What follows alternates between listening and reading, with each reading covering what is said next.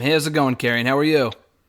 Very good. How are you, my friend? Doing great, doing great. Obviously, on Wednesday we got the NXT champion in NXT Cruiserweight champion in action against yourself. The Cruiserweight Championship is not on the line as you take on Santos Escobar on NXT for the very first time in NXT. It's going to be a great matchup. What can fans expect from this match with Escobar, and what's going to make it different from everything else that we've seen from Karrion Kross so far in NXT?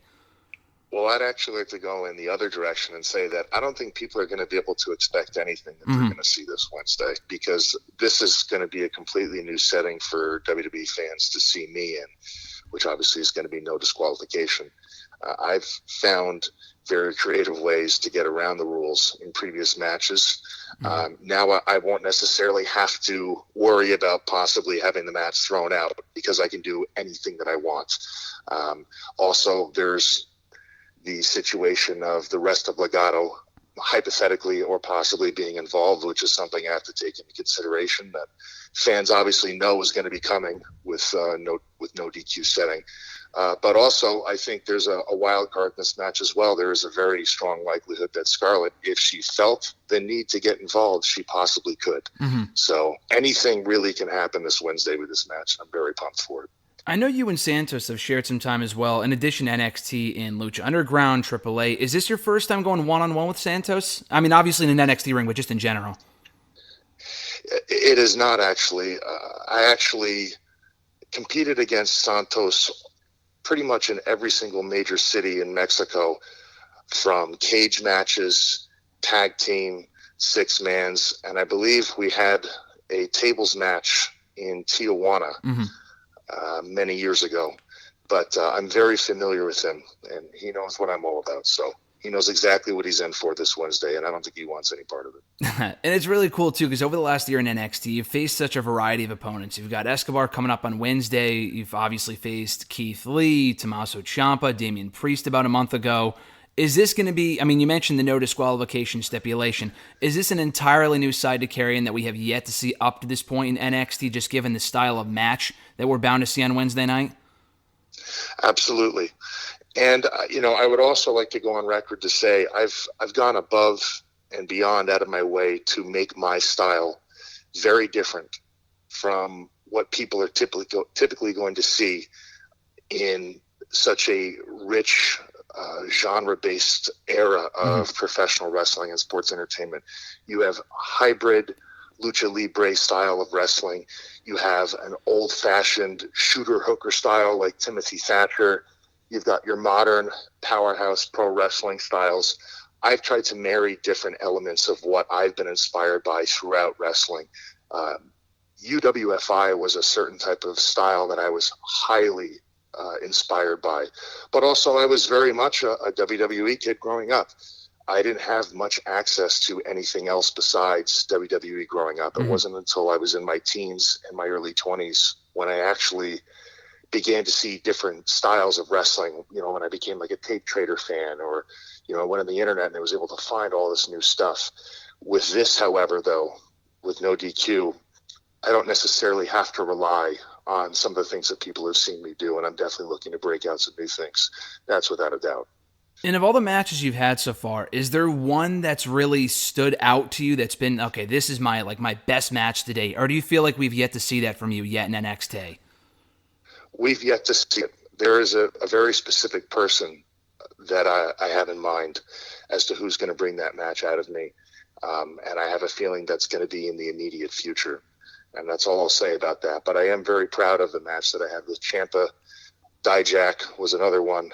Bronson, although it was short, people have gotten to see some of my best work out of those types of matches with those guys. But there are things that I've been holding back on doing and showing people for the right time and the right place. And I've got a lot of tricks up my sleeve, and I'll leave it at that. Yeah. No, there's plenty more to come, and it's very exciting to see. Obviously, you just came back from your injury a few months ago. It's been a few months ago at this point. You were out for only around 3 months. You got injured in August, came back in November. What was that recovery process like for you?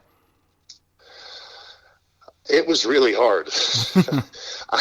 I even saying that, like, words elude me on how to express how difficult that was, psychologically more than anything, because people may observe the short amount of time I've been here in WWE as like, wow, he rose to the top very quickly and got that title shot and won. What they don't realize if they're unfamiliar with my history, I've been doing this for many years. Mm-hmm. So for me as a human being, it wasn't just a few months in the company.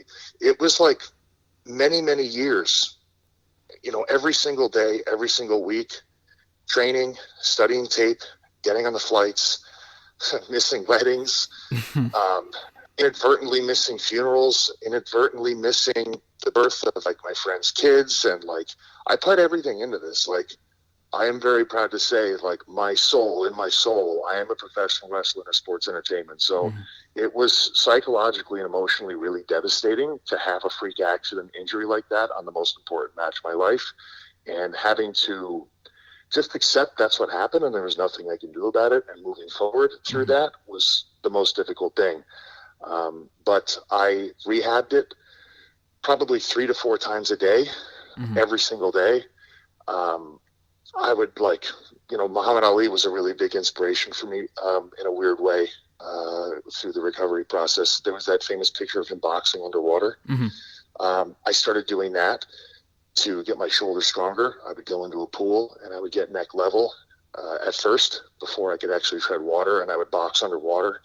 Then I would go into a deeper end with small weights, like anywhere from like 1 to 5 pounds, and I'd start boxing underwater with that. And then I just worked up to the heavy bag, and obviously WWE Medical put me through a really rigorous program that helped with that. So I know I just gave you a lot, but I figure I'm probably not going to talk about this again, so I'll give you the whole scoop.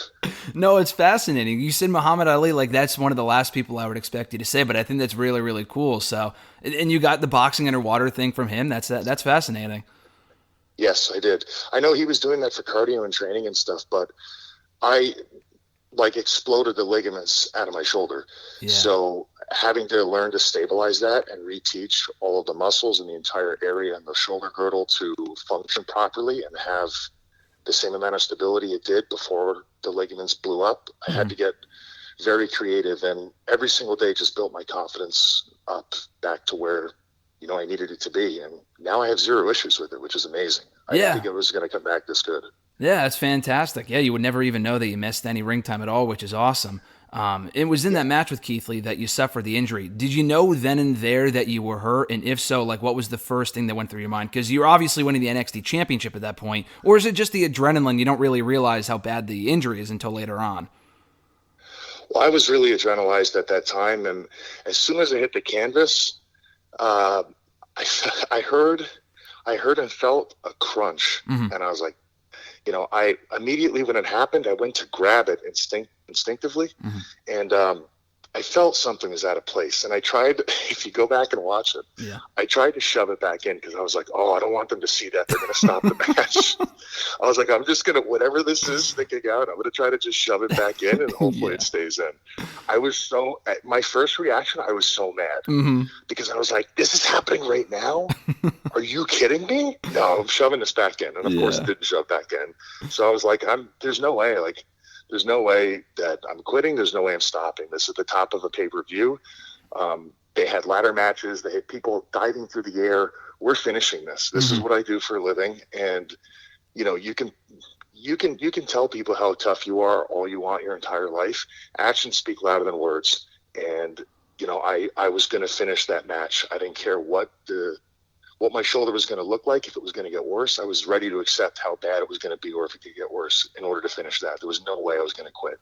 So, and I don't know, a big inspiration for me, personally, has always been my grandfather. He passed away from lung cancer.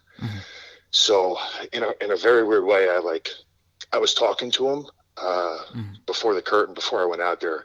When I have big things going on in my life, I'll kind of talk to him. Yeah. And I was thinking, it just involuntarily was in my head. I was like, my grandfather went through a lot. I could go through this. This is nothing compared to what he went through. And I kind of draw strength from that throughout different things in my life. And he was in my head, about my mind as that was happening. And I was like, I'm pushing through this. This is nothing compared to what he went through. So, yeah. Well, that's cool, man. Sorry to hear about that. Yeah, that's fine.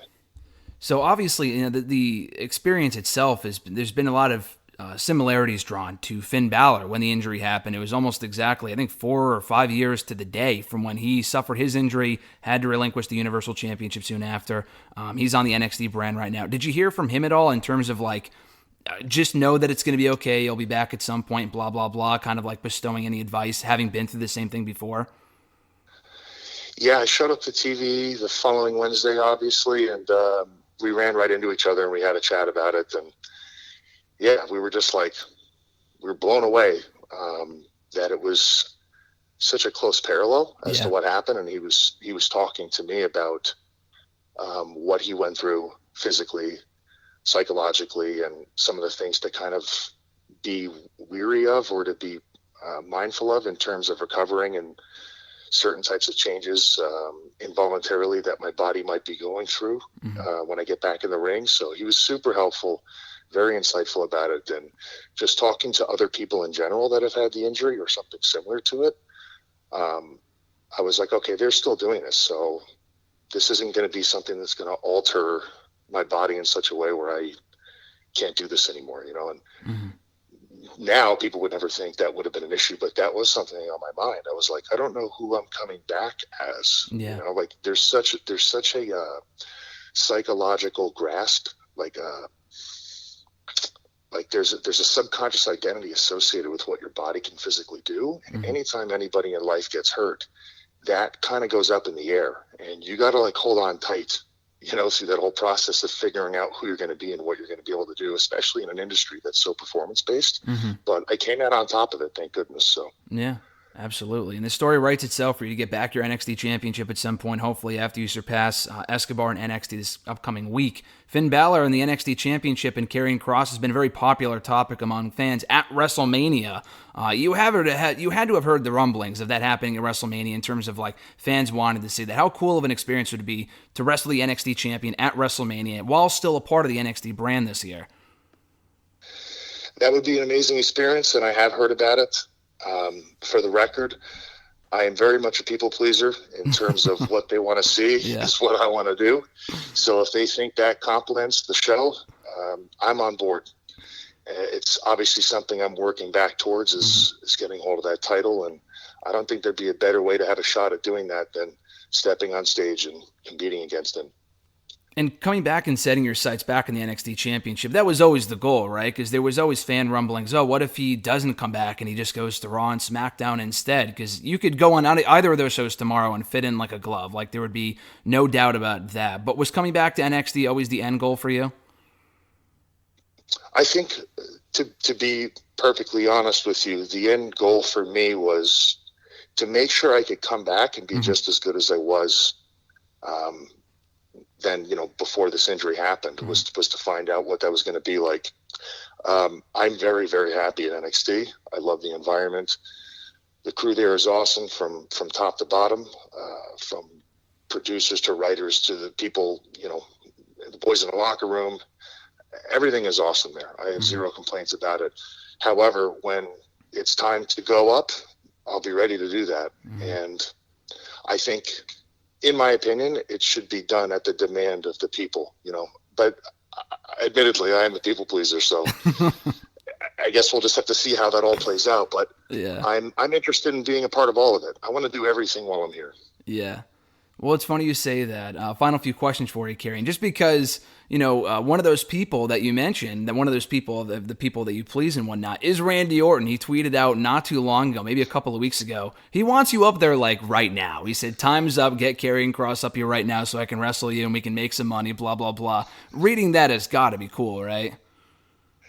Yeah, absolutely. I got up and I did my cardio, and then I came back into the house and I turned my phone on and I saw that tweet and I just laughed. I was like, what time is it that he sent this? I was like, clearly I missed a good time last night.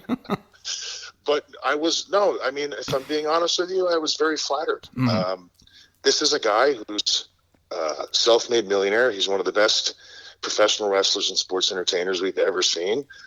He doesn't have to acknowledge anybody, but the fact that he did that, I thought it was very cool. And he likes to have fun on Twitter anyways. I don't take social media very seriously. I think more people should try to have fun on social media. That's what he was doing, and Yep.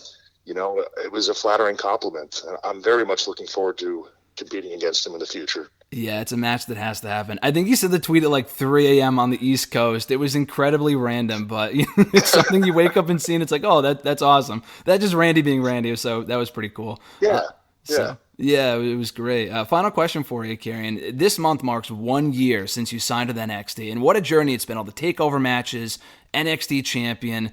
It's been crazy. Obviously, injury was a part of that as well. How has the last year been for you in NXT? It's been awesome. In a strange way, I don't know how to explain it, but I wouldn't change anything. I really wouldn't, because even through the injury, I've developed in ways that I probably wouldn't do a good job at expressing right now, but I feel stronger mentally and physically than I did a year ago through this whole entire experience. I learn something new every single week from work. And I like that. I am someone who is seeking knowledge all the time. That's just part of who I am. I need to be stimulated by learning new things, and I get that from NXT. I get that from working with this company, and the experience of working here has been amazing. It's completely surpassed all of my expectations of what this is going to be like since I was a little kid. So. And it's wild when you think about it, too, that you debuted after the pandemic stuff started. So we haven't even seen you in front of the NXT audience yet. So when that happens, it's just going to be an incredible moment.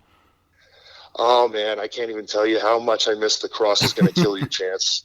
I miss it so bad. And hopefully soon enough we do get it. It's going to be great. Well, Karrion, thanks so much for the time, man. Obviously facing Santos Escobar this Wednesday on NXT. It's going to be a great match. Appreciate the time, man. I really, really appreciate it. Oh, my pleasure. Thank you.